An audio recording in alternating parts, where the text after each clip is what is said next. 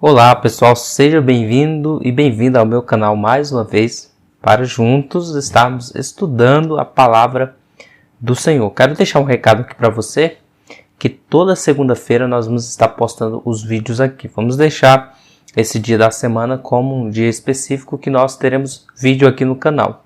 Caso aconteça de nós termos uma folguinha durante a semana e o canal for crescendo também, nós vamos disponibilizando mais vídeos no decorrer da semana, mas toda segunda-feira nós marcamos um encontro aqui com você para juntos meditarmos na palavra do Senhor. Nesses últimos dias nós temos sido levados a estudar sobre o ser de Deus, que é teologia propriamente dita. Nós temos falado sobre os atributos de grandeza de Deus, ou aspectos de grandeza de Deus, e o último vídeo que nós fizemos aqui, nós falamos sobre a espiritualidade de Deus e qual a relevância disso para nós. Hoje vamos estar falando sobre a vida de Deus, mais um atributo de grandeza de Deus e como que isso implica a nossa vida.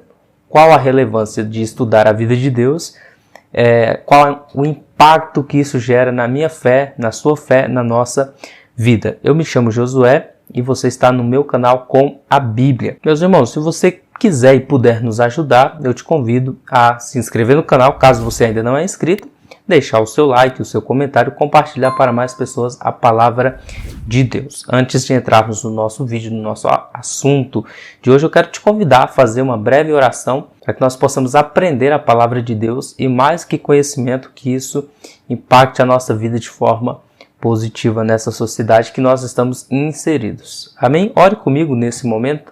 Se você precisar de oração, deixa aí no seu comentário embaixo. Nós, no próximo vídeo, estaremos fazendo menção do seu pedido de oração aqui também. Senhor Deus, eterno Pai, nós oramos a Ti neste momento, na pessoa e no mérito bendito de Cristo. Senhor Deus, nós entramos nesse terreno santo, inclinando o nosso coração e a nossa cabeça diante da grandeza de quem Tu és. Senhor Deus, fale conosco. Meu Deus, nos edifique à luz da Tua palavra. Eu oro por meu irmão, minha irmã que está do outro lado, juntamente comigo agora orando, Senhor Deus. Quem sabe precisando de uma resposta do céu, quem sabe precisando de uma cura, de um milagre, de um avivamento, de um renovo na sua comunhão. E o Senhor tem liberdade, o Senhor tem poder, o Senhor pode usar esse vídeo aqui como um instrumento, como uma ferramenta para a edificação da vida do meu irmão e da minha irmã. Eu oro a Ti em nome de Jesus, ó Deus. Amém. Muito bem.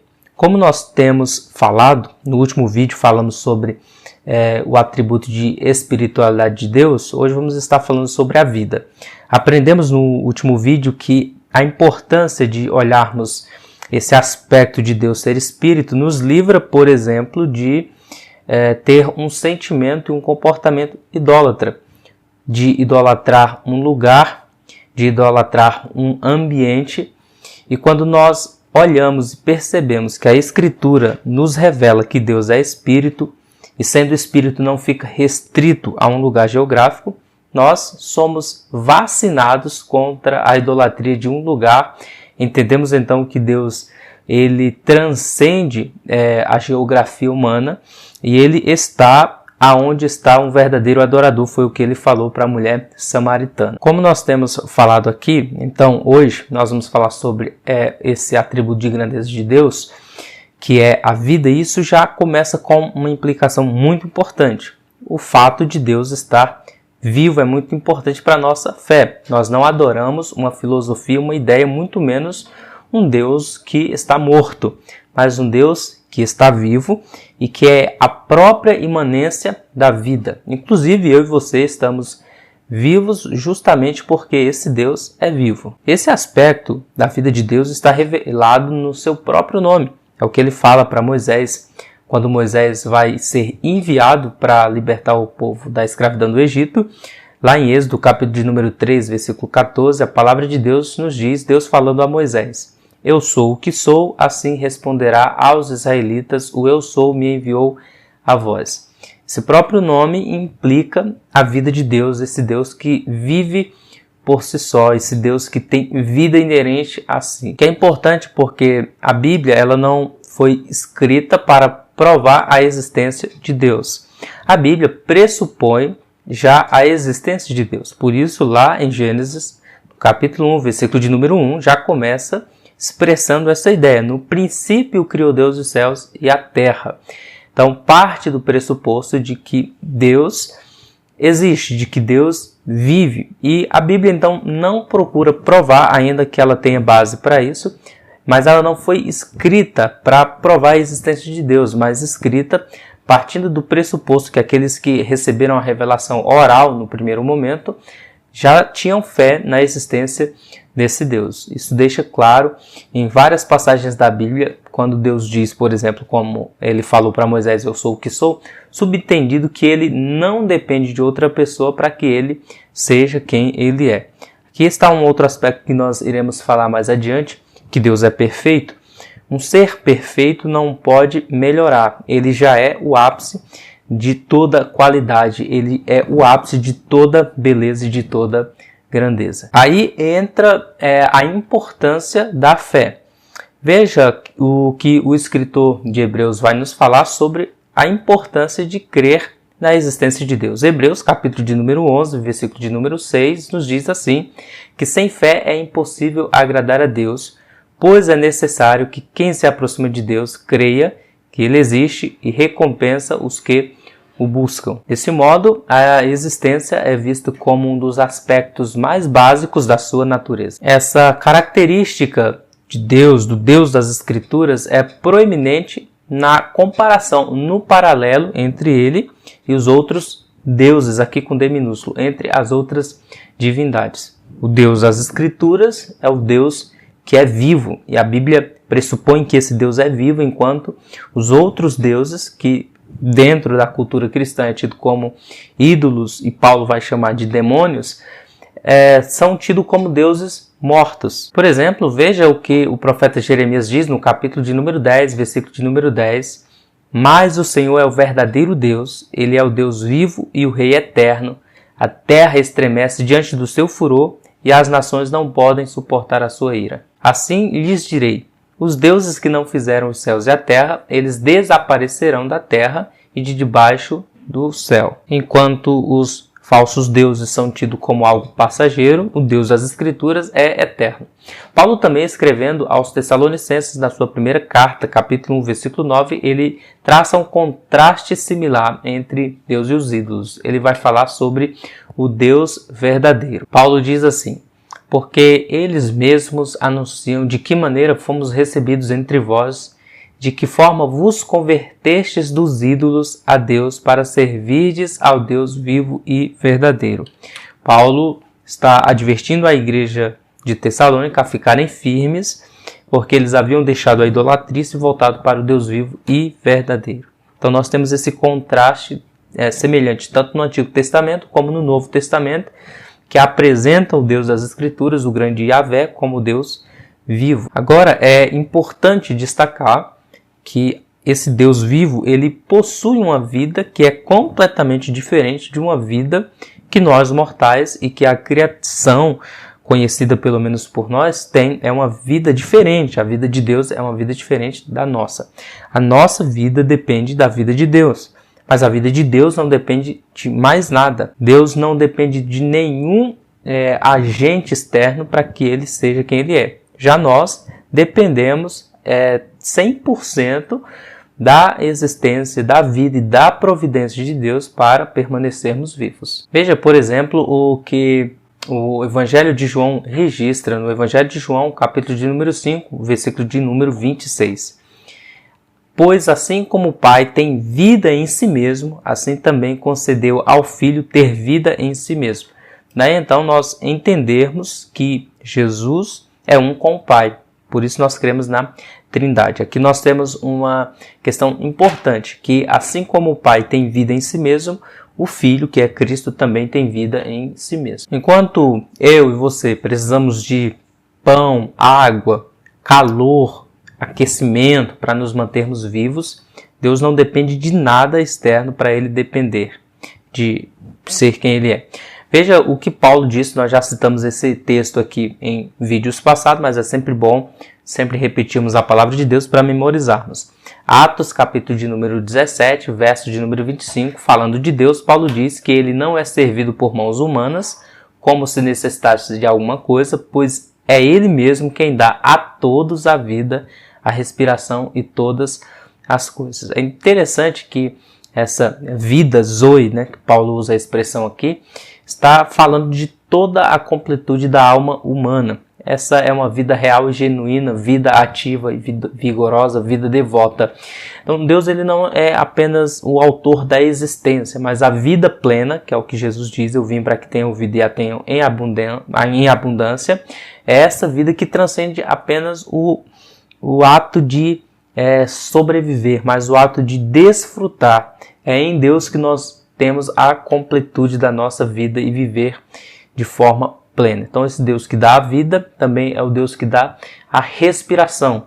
O termo respiração é pnoi, que é de onde vem pneuma, né? O sopro, a vida, são sinônimos, verbetes sinônimos aí. Então esse Deus que dá o privilégio do ser humano viver e viver em abundância é aquele cujo homem depende. Depende para viver, para respirar, para existir, crendo nele ou não. O fato de alguém não crer em Deus não implica que essa pessoa não depende de Deus. Até mesmo os incrédulos dependem da vida de Deus para serem quem são. Agora veja o amor e a beleza desse Deus, que apesar dele ser independente de nós para ser quem ele é, ele não está distante, ele está próximo a nós, ele se aproxima de nós. E aqui tem que haver um sentimento de humildade, de reconhecimento e de gratidão.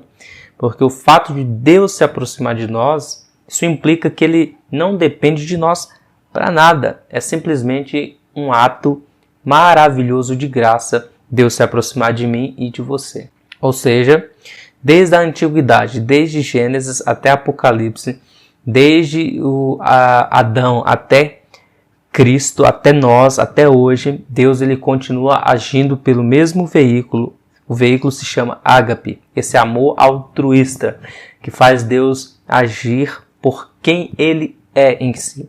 Não porque haja alguma coisa de maravilhosa em nós que faça os olhos de Deus brilhar, mas é simplesmente por esse amor que nós não temos dimensão.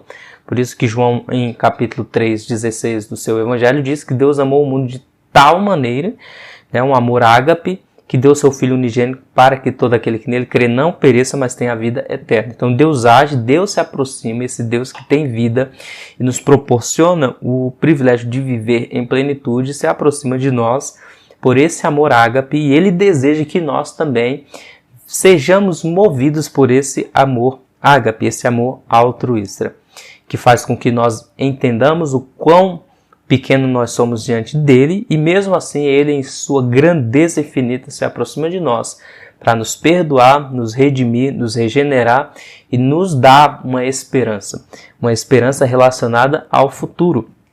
Quando Deus em amor se aproxima de nós, ele nos salva do poder do pecado, nos justificando, e aí começa o processo de santificação, onde Deus vai nos libertar juntamente com a sua graça maravilhosa que nos liberta do poder do pecado, do domínio do pecado, da condenação do pecado. Agora ele nos leva a viver uma vida de plenitude e santificação e um dia nos garante que nós seremos salvos da presença do pecado, onde habitaremos em novos céus e nova terra, onde habita a justiça, e não existe então a possibilidade de nós pecarmos, porque como Paulo fala lá em 1 Coríntios 15, a partir do verso 52 em diante, vai se cumprir o mistério, que é que a morte será tragada na vitória, onde o nosso corpo corruptível e a nossa carne corrompida se revestirá de um corpo de glória incorruptível, e então cumprir-se-á a palavra que está escrita: tragada foi a morte na vitória.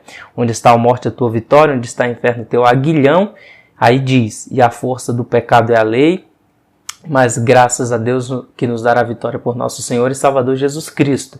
Então, é uma esperança, uma palavra de esperança que nos garante que um dia, em Cristo, nós seremos salvos da presença do pecado e então viveremos plenamente a vida que Deus quer que nós vivamos. Alguns teólogos afirmam que a vida de Deus é causada por ela mesma.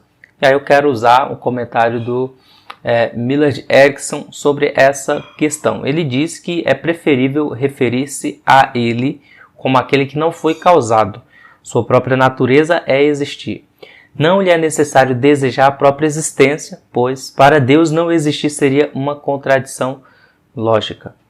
É importante destacarmos essa questão aqui, muito importante, e o comentário do Millard Erickson é muito importante e cabe como uma luva aqui nessa questão, caso alguém vá ter alguma dúvida dentro dessa questão. Fechando aqui a compreensão do nosso vídeo, nós precisamos novamente enfatizar essa verdade, que a compreensão desse atributo de grandeza de Deus faz com que nós entendamos que Deus não depende de nós. Então isso joga por terra uma teologia que vem surgindo aí com muita força em nossos dias, a ideia de que nós somos o ponto fraco de Deus, de que nós somos aquela coisa que sem nós Deus não vive. Não existe isso na Escritura. Deus age voluntariamente por amor. E isso faz com que nós tenhamos um sentimento de humildade. Como diz um certo teólogo aí, todo dia nós damos 1000 motivos para Deus nos odiar, e mesmo assim a sua graça nos constrange em amor.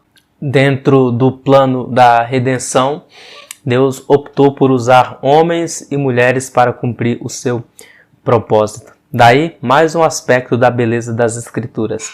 Deus usar homens pecadores como Gideão, como o próprio Davi, como Paulo, como Pedro, homens cheios de falhas. Isso está dentro da grandeza do escopo do plano de redenção, do plano de providência desse Deus que, apesar de ser grande e autossuficiente, decidiu nos envolver dentro desse plano maravilhoso, dentro da sua obra. Cristo continua sendo o cabeça da igreja, mas esse corpo que é a igreja de Cristo é composto por homens e mulheres falhos que estão no processo de santificação. Isso não faz com que o homem venha se orgulhar, Afinal de contas, temos esses tesouros em vasos de barro para que a glória e a excelência seja de Cristo e não nós. Portanto, meus irmãos e minhas irmãs, é para o nosso benefício que Deus nos deixa conhecê-lo. É para o nosso bem-estar que Deus permite que nós conheçamos que Ele é o Deus da vida. E caso alguém rejeite a vida, o prejuízo não é da vida que é rejeitada, mas da pessoa que rejeita a vida. Da mesma forma, aquele e aquela que rejeita a Deus, a Cristo, não vai gerar nenhum prejuízo em Deus, mas essa pessoa em si terá um grande prejuízo porque está, como diz Jeremias, abandonando o manancial de águas vivas e cavando para si cisternas rotas que não retêm água. Esse é um segundo aspecto da grandeza de Deus. Ele é vivo e toda boa vida procede de Deus, por isso que Jesus disse: eu vim para que tenham vida e a tenham com abundância. Se você ainda não tomou uma decisão de se entregar para Jesus, de entregar a sua vida para Jesus, ainda há tempo. Nesse momento que você estiver vendo esse vídeo aí na sua casa, em qualquer lugar, você pode fazer essa oração comigo, entregar a sua vida para Jesus e buscar uma igreja para que você continue crescendo em graça e Deus aprofundar o seu conhecimento e a sua comunhão com Ele. Amém? Se você gostou desse vídeo, deixe o seu like, o seu comentário e compartilha para mais pessoas. Agora vamos orar para encerrarmos nosso vídeo. Um beijo fraterno no seu coração de antemão e nós nos encontramos aqui na próxima segunda-feira nesse mesmo horário para falarmos sobre um outro aspecto da grandeza de Deus, que é a sua personalidade. Amém? Senhor Deus, eterno Pai, nós te louvamos, te agradecemos por esse momento que passamos aqui meditando em Tua Palavra, em Teu grande poder. Senhor Deus, que o Senhor abençoe nosso irmão e nossa irmã que está do outro lado, trazendo edificação e vida para ele. Quantos, meu Deus, já pensaram em desistir da vida? Quantos já pensaram, Senhor Deus, em abandonar tudo? Mas a vida é um dom que vem do Senhor. Dá força para esse irmão, dá força para essa irmã enfrentar essa dificuldade e não desistir da vida. Segura bem firme na mão do meu irmão. trazendo conforto, esperança e solução, seja para esse casamento, seja para esse filho que está nas drogas, seja para esse cenário de desemprego e incerteza. Tu és o Deus da vida e eu te peço, Senhor Deus, que o Senhor entre nesse carro, entre nessa casa, entre nessa família, trazendo vida e vida com abundância. Nós oramos no nome de Jesus. Amém.